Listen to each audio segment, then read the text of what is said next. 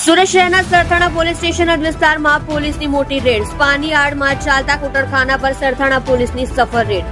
યોગી ચોકના Savaliya circle પર શુભમ પ્લાઝામાં ચાલતું હતું સ્પાની આડમાં કૂટરખાનું. સુરતના સરથાણાની પીઆઈ સાથે સર્વેલન્સ પોલીસ સ્ટાફ આ રેડમાં જોડાયો હતો.